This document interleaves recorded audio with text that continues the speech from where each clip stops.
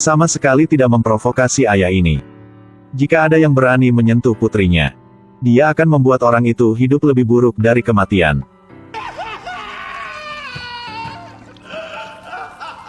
Ini adalah cairan korosif. Efek langsung pada saraf. Aku bisa bermain denganmu sepanjang malam. Apakah kamu akhirnya mau mengaku?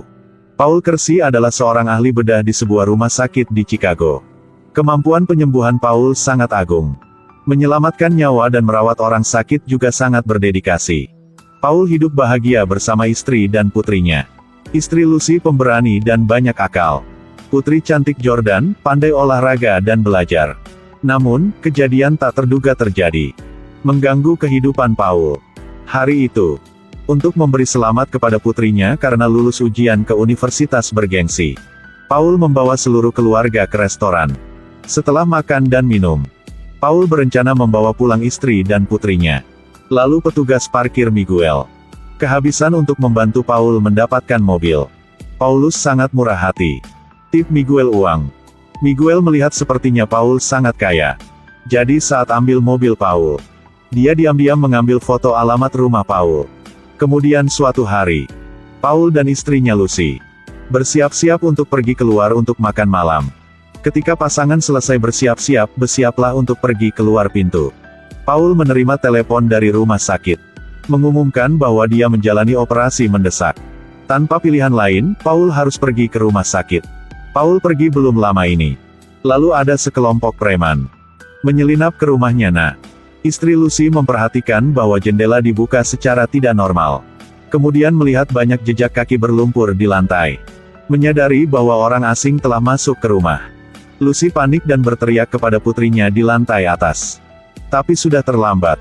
Yordania dikuasai oleh bandit. Pemimpin bandit mengancam Lucy. Tujuan mereka adalah uang. Selama ibu dan anak patuh melakukan apa yang mereka katakan, mereka tidak akan menyakiti ibu dan anak perempuannya. Lucy harus setuju. Pemimpin bawa Lucy ke atas untuk mendapatkan uangnya. Namun, seorang anggota grup melihat Jordan cantik dan memiliki keinginan.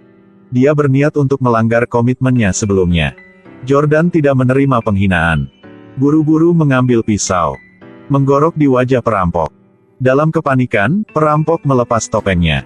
Pada saat ini, pemimpin dan Lucy turun. Melihat anak diintimidasi, Lucy segera mengambil panci berisi air mendidih di atas meja, memercikkan air ke perampok. Tindakan Lucy ini membuat para bandit sangat marah. Paul mendengar bahwa sesuatu terjadi di rumahnya. Istrinya terluka parah oleh mereka, meskipun dia diberi pertolongan pertama, tapi tidak bisa mengatasinya. Hati Paul hancur, melihat istrinya untuk terakhir kalinya. Putri masih dalam keadaan darurat. Untungnya, nyawa putrinya terselamatkan, tapi jatuh ke dalam koma yang dalam. Paul membawa jenazah istrinya kembali ke kampung halamannya untuk dimakamkan. Dalam perjalanan kembali dengan ayah mertua, Paul secara tidak sengaja bertemu dengan sekelompok pencuri. Ayah mertua Paul mengeluarkan pistol, tembak beberapa tembakan ke pencuri. Paulus menyaksikan para pencuri dengan takjub. Ayah mertua berkata kepada Paul, "Polisi hanya muncul setelah semuanya terjadi. Jadi kamu harus melindungi dirimu sendiri. Hanya bisa mengandalkan diriku sendiri." Setelah mendengarkan, Paulus jatuh ke dalam perenungan. Kembali ke rumah, Paul menyalahkan dirinya sendiri karena tidak bisa melindungi istrinya. Kegagalan untuk memenuhi tanggung jawab yang diperlukan dari seorang pria. Sejak kejadian tragis itu, Paul tidak bisa tidur setiap malam. Dia bahkan harus minum obat tidur untuk tertidur. Paul memanggil serif yang bertanggung jawab atas kasus ini. Polisi mengatakan bahwa kasus tersebut belum membuat kemajuan baru. Paul hampir menjadi benar-benar depresi. Terpaksa mencari bantuan dari psikiater. Pada akhirnya, Paul tidak bisa duduk diam lagi. Secara pribadi pergi ke kantor polisi untuk menanyai kasus ini. Kapolsek mengatakan, saat ini, mereka hanya menyelidiki sekelompok 3 orang. Apalagi, mereka semua pemula. Selain itu, mereka tidak menemukan petunjuk yang berguna. Polisi itu juga menambahkan, mereka polisi bukan orang yang tidak berguna. Karena benar-benar tidak bisa melakukan apa. Mendengar polisi mengatakan itu, Paul menjadi lebih marah. Dia bertekad untuk membalaskan dendam istri dan putrinya sendiri. Suatu malam, di jalan pulang ke rumah, Paulus melihat 2 penjahat. Melecehkan seorang wanita. Jadi, Paul dengan keras memanggil mereka untuk berhenti. Akibatnya, Paul dipukuli oleh dua preman untuk pertempuran hampir mati. Ini membuat Paulus menyadari bahwa Anda membutuhkan senjata untuk melindungi diri sendiri. Suatu hari, Paul melihat sebuah iklan tentang toko senjata di TV. Iklan mengatakan ini, tidak ada penjahat yang taat hukum. Ketika bahaya datang kepada kita setiap detik. Kemudian polisi menjauh dari kita sebentar. Keesokan harinya, Paul pergi ke toko senjata di iklan. Senjata di toko sangat beragam. Mendengar perkenalan salesman itu, Paul cukup tertarik.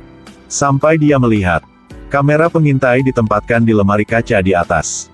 Dia segera melepaskan pikiran itu di kepalanya. Jika terus berdiri di sini, dia pasti tidak akan bisa menahan diri. Tapi beli senjata untuk dibawa pulang.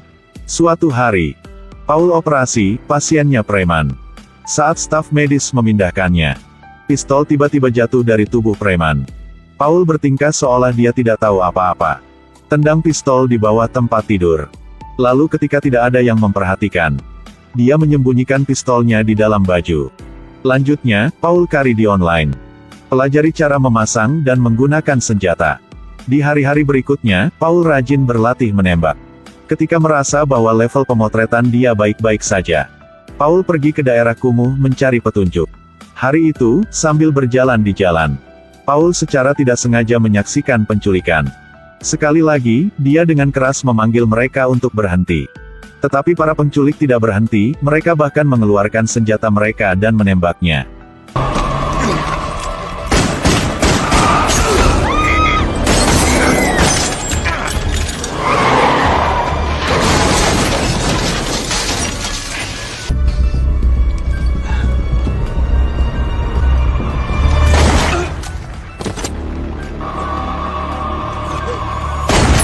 Namun, semuanya direkam oleh seorang gadis. Polisi dengan cepat tiba di tempat kejadian. Video hanya menangkap punggung Paul. Tak lama kemudian, video tersebut menjadi viral di internet. Komunitas online mengomentari kejadian ini. Korban selamat. Sangat berterima kasih atas tindakan murah hati Paul. Pendukung Paul menghormatinya sebagai pahlawan kota. Sementara itu, keberatan mengatakan bahwa harus memanggilnya Dewa Kematian Chicago.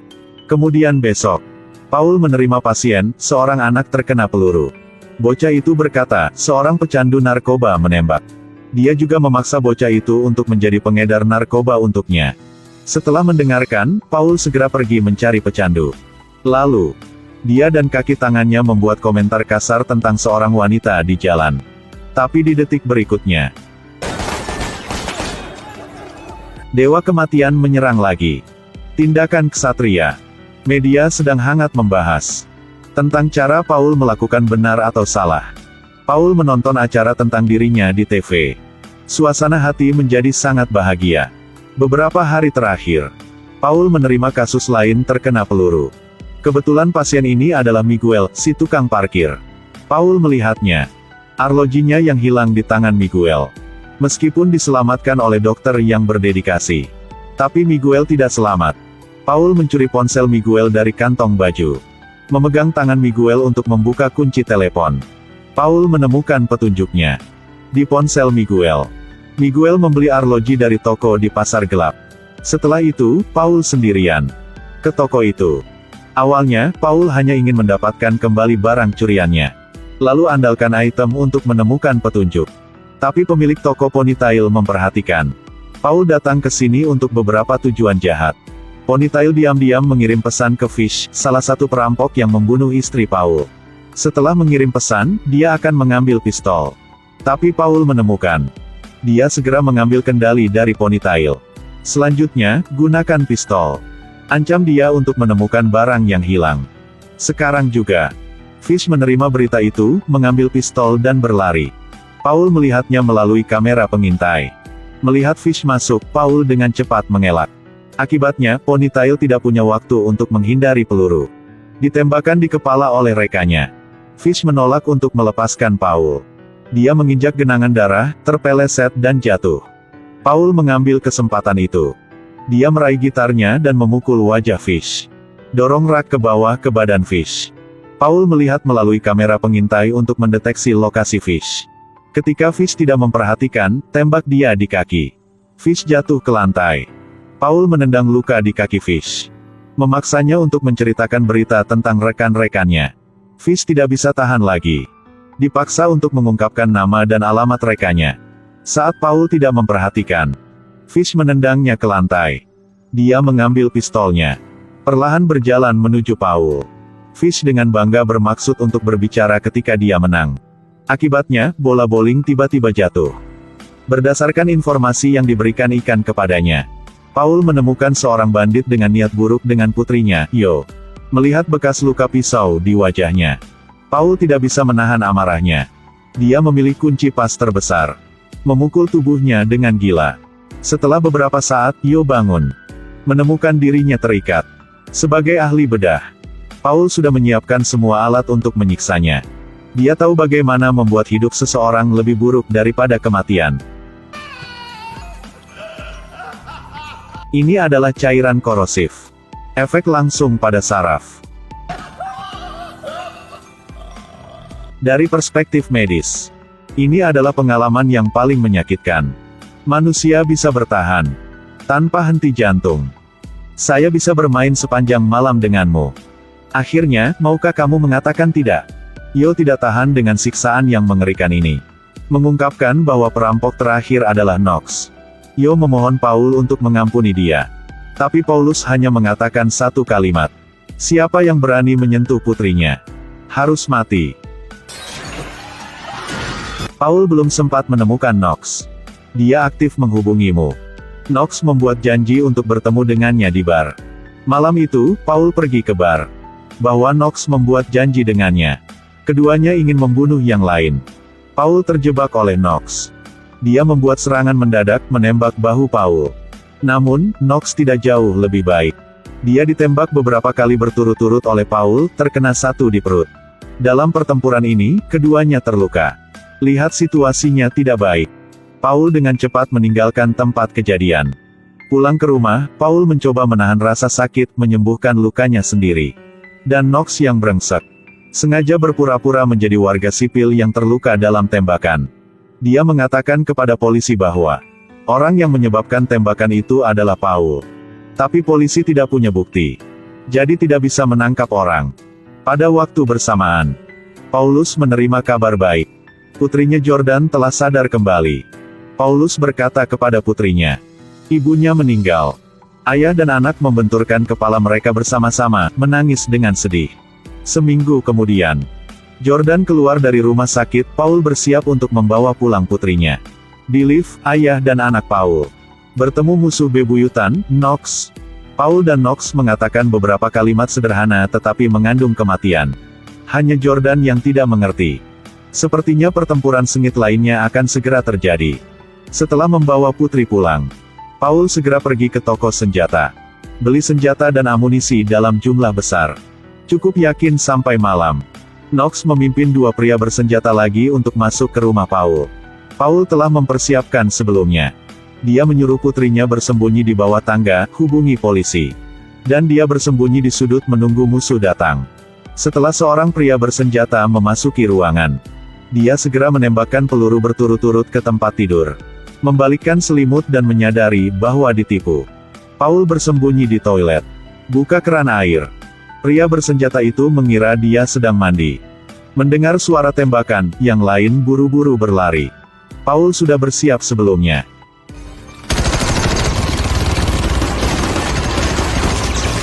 Akhirnya, Paul turun untuk mencari Knox. Turun ke ruang bawah tanah. Penyergapan Knox menunggu, serangan mendadak. Paul ditembak di bahu olehnya. Sepertinya para penjahat suka membual tentang kemenangan mereka. Sebelum menghabisi lawan, semua ingin mengungkapkan perasaannya, bukan? Cukup sedetik kemudian.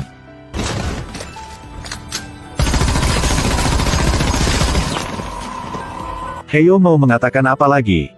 Kemudian polisi tiba di tempat kejadian. Polisi memutuskan bahwa Paul membela secara sah.